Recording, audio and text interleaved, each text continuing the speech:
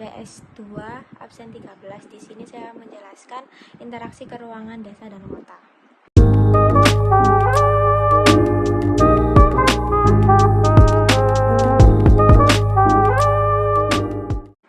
Pengertian: desa terbentuk dari kumpulan unit pemukiman kecil, yaitu kampung atau dusun.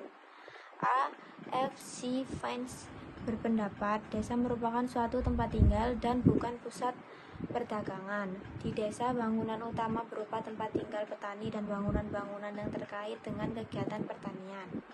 Syarat desa: 1. Batas usia desa induk paling sedikit 5 tahun terhitung sejak pembentukan. 2. Sosial budaya yang dapat menciptakan kerukunan hidup bermasyarakat sesuai dengan adat istiadat desa. 3. Tersedianya dana operasional, penghasilan tetap, dan tunjangan lainnya bagi perangkat pemerintah desa sesuai dengan ketentuan peraturan perundang-undangan. Ciri khas desa: 1. Perbandingan lahan dengan manusia cukup besar. 2. Sektor pertanian agraris menjadi lapang kerja yang dominan. 3. Adanya hubungan yang sangat akrab antar warga. 4. Masih berpegang teguh pada tradisi yang berlaku. Fungsi desa: 1. Dari segi kegiatan kerja, desa dapat berfungsi sebagai desa agraris, manufaktur, industri, nelayan, dan lain-lain. Desa sebagai hinterland atau daerah dukung, fungsinya adalah penyediaan bahan makanan pokok seperti padi, jagung, dan makanan lainnya, serta makanan yang berasal dari sumber hewani. Perkembangan desa: pemerataan pembangunan desa dapat dicapai ketika terjadi persebaran pusat pertumbuhan. Oleh karena itu, perkembangan desa menjadi prioritas utama suatu negara. Perkembangan desa bergantung pada potensi pada desa tersebut dan kendala yang mereka hadapi. Pengembangan desa dapat diartikan sebagai usaha pemerintah untuk melakukan pembangunan berbasis kemasyarakatan dalam rangka memperkuat ketahanan nasional. Pola persebaran: pertama, pola persebaran desa memanjang jalan dapat ditemukan di wilayah arealnya datar. 2. Pola persebaran desa memanjang sesuai ditemukan di wilayah aliran sungai di daerah dataran. 3. Pola persebaran desa memanjang pantai dapat ditemukan di daerah pantai yang landai. 3. Pola persebaran desa memanjang pantai dan sejajar jalan kereta api dapat ditemukan di daerah pantai yang landai. 5. Pola persebaran desa radial atau melingkar ditemukan di daerah gunung berapi. 6. Pola persebaran desa tersebar daerah ditemukan di daerah dengan tingkat kesuburan yang tidak merata seperti di pegunungan kapur atau padang pasir.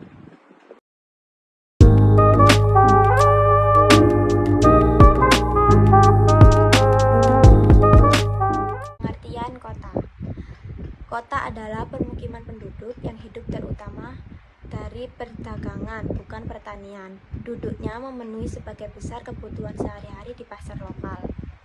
Kriteria perkotaan: pertama, memiliki karakteristik kegiatan utama budidaya, bukan pertanian, atau mata pencarian penduduknya terutama di bidang industri.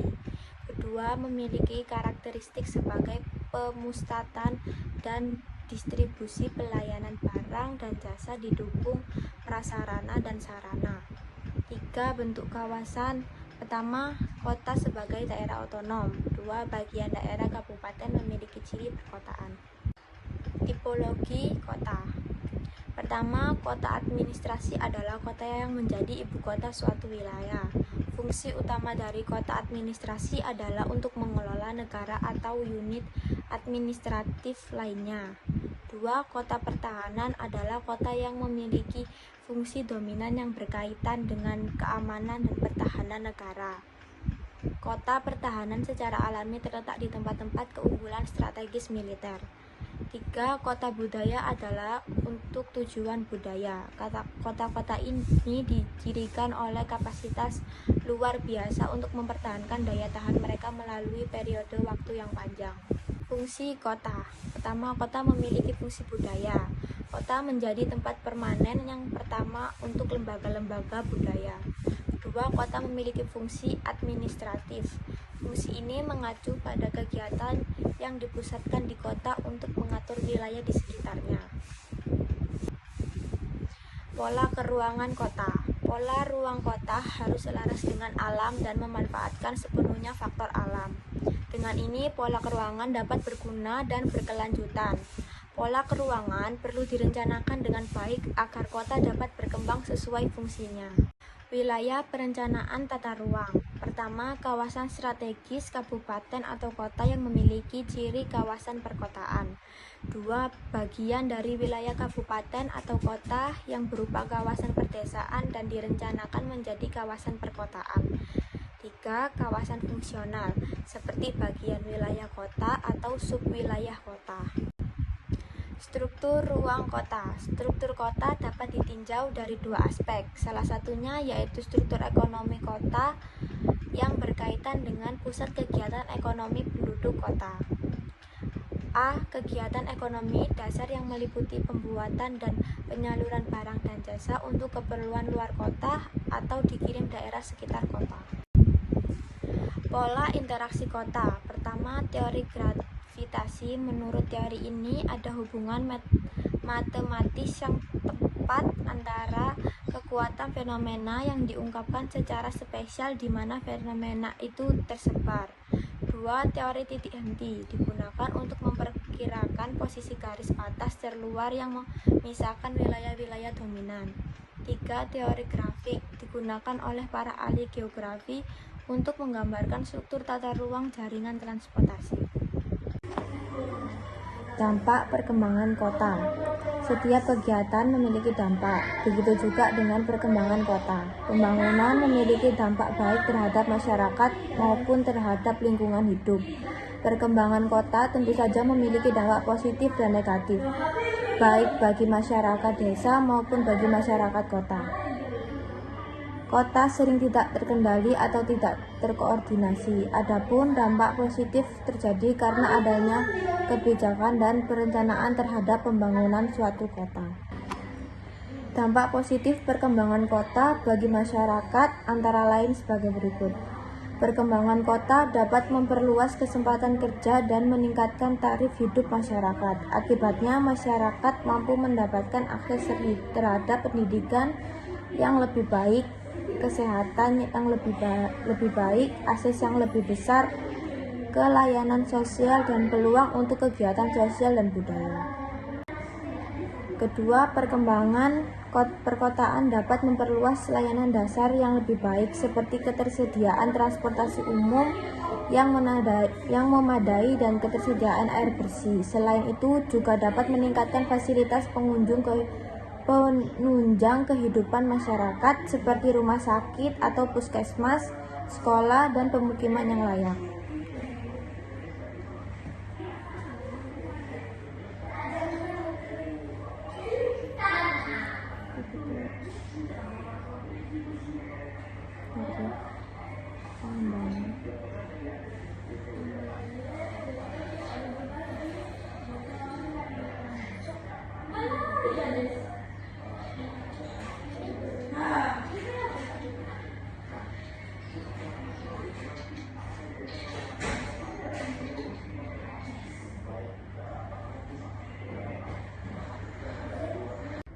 Dampak negatifnya, pertama, arus urbanisasi yang masif. Adanya kesempatan kerja baru di kota mendorong urbanisasi dari desa. Arus urbanisasi yang masif sering tidak diimbangi dengan ketersediaan lapangan kerja serta lahan pemukiman yang cukup. Akibatnya, perkembangan kota terjadi secara cepat dengan urbanisasi yang tidak terkendali. Hal ini berdampak pada peningkatan kemiskinan, ketidaksetaraannya, dan munculnya permukiman liar di daerah kumuh. Urbanisasi berdampak pada kemajemukan masyarakat, dalam hal ini tingkat pendidikan, kondisi sosial ekonomi, serta kebiasaan dan kebudayaan, kualitas individu yang tidak serta dalam persaingan kerja di kota dapat menimbulkan kesenjangan dan kecemburuan sosial. Hal ini dapat berujung pada pertengkaran antar kelompok dan menimbulkan kerusuhan. Peningkatan kemiskinan dan lebarnya jurang kesenjangan serta kecemburuan sosial akan meningkatkan aksi kriminal. 2. Kepadatan penduduk. Aktivitas ekonomi cenderung berada di pusat kota. Akibatnya, banyak orang yang ingin berada sedekat mungkin dengan pusat kota. Ketidakmerataan ekonomi mendorong timbulnya daerah kumuh di daerah pusat kota. Daerah kumuh seringkali berada di tempat yang tidak layak huni, seperti daerah peterantaran kali, di bawah kolong jembatan, atau di dekat tempat pembuangan sampah.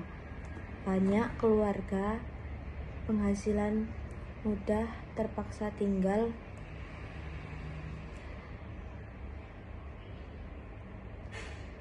di daerah kumuh untuk mengurangi biaya transportasi. Kondisi hidup mereka cukup buruk. Di daerah kumuh, rumah-rumah kecil yang penuh sesak dibangun secara berdekatan. Kondisi lingkungan serta kedekatan jarak ini dapat mempermudah penyebaran penyakit menular, juga rentan terhadap musibah kebakaran dengan dampak kerugian yang besar. Penghasilan yang tidak mencukupi, perumahan yang terlalu padat, dan kondisi hidup yang buruk di kota menjadi lahar subur bagi perkembangan kekerasan. Usaha pemerataan pembangunan di desa dan kota. Pertama, pengertian pembangunan nasional. Desa dan kota merupakan bagian dari wilayah Indonesia. Pembangunan di desa dan di kota juga merupakan bagian dari pembangunan nasional. Pembangunan nasional merupakan rangkaian upaya pembangunan yang berkesinambungan, meliputi seluruh kehidupan masyarakat, bangsa, dan negara untuk melaksanakan tugas mewujudkan tujuan nasional yang tercantum dalam pembukaan Undang-Undang Dasar 1945. Kedua, perencanaan pembangunan nasional. Agar pembangunan nasional dapat terselenggara dengan baik, perlu ada perencanaan pembangunan nasional yang disusun secara sistematis, terarah, terpadu, menyeluruh, dan tanggap terhadap perubahan. Perencana pembangunan nasional antara lain menghasilkan rencana pembangunan jangka panjang dan rencana pembangunan jangka menengah. 3. Masalah pembangunan dalam bidang wilayah dan tata ruang. Menurut penjelasan atas Undang-Undang Republik Indonesia Nomor 17 Tahun 2007 tentang Rencana Pembangunan Jangka Panjang Nasional tahun 2005 hingga 2025, Pembangunan Jangka Panjang Nasional tahun 2005 sampai 2025 merupakan kelanjutan dari pembangunan sebelumnya untuk mencapai tujuan pembangunan sebagaimana diamankan dalam pembukaan Undang-Undang Dasar Negara Republik Indonesia tahun 1945. Faktor yang mengaruhi interaksi desa dan kota. Desa dan kota merupakan dua wilayah yang berbeda baik dari aktivitas ekonomi, kehadiran sumber daya alam, maupun potensi penduduk. Perbedaan tersebut mendukung terjadinya interaksi. Interaksi antar wilayah menurut Edward Uliman dipengaruhi oleh 3 faktor sebagai berikut. Pertama, wilayah yang saling melengkapi. Hal ini mungkin terjadi karena ada perbedaan ketersediaan dan kualitas sumber daya di setiap wilayah. Agar interaksi dapat terjadi, harus ada surplus beberapa sumber daya di suatu wilayah dan kekurangan sumber daya yang sama di wilayah yang lain. Dengan kata lain, harus ada pasokan yang melebihi peminatan lokal di suatu wilayah dan peminatan yang melebihi pasokan lokal di wilayah yang lain. Kondisi seperti ini akan mendorong terjadinya interaksi untuk memenuhi kebutuhan wilayah masing-masing. Kedua, kesempatan untuk saling intervensi. Artinya ada kesempatan bagi kedua wilayah untuk berinteraksi karena keduanya saling membutuhkan untuk memenuhi kebutuhan yang tidak dapat mereka penuhi sendiri. Interaksi yang terjadi akan sebanding dengan kebutuhan yang diperlukan, akan tetapi kesempatan ini akan melemah atau berhambat jika pihak ketiga yang dapat memenuhi kebutuhan kedua wilayah tersebut. Misalnya, ada suatu wilayah perlu melakukan interaksi dengan wilayah lain untuk memenuhi kebutuhannya. Pada saat yang bersamaan, ada 5 wilayah potensial yang dapat memenuhi kebutuhannya. Yang ketiga, kemudahan transfer atau pemindahan dalam ruang. Hal ini sangat bergantung pada faktor jarak, biaya angkut atau transportasi, dan kelancaran transportasi. Dalam beberapa kasus, tidak mungkin untuk mengangkut barang-barang tertentu dengan jarak yang sangat jauh karena biaya transportasinya yang terlalu tinggi. Barang-barang yang mudah rusak serta banyak barang yang diproduksi di suatu wilayah secara logis akan lebih mahal jika barang-barang itu dikirim ke daerah-daerah terpencil dengan jarak yang jauh. Sekian presentasi dari saya. Terima kasih. Wassalamualaikum warahmatullahi wabarakatuh.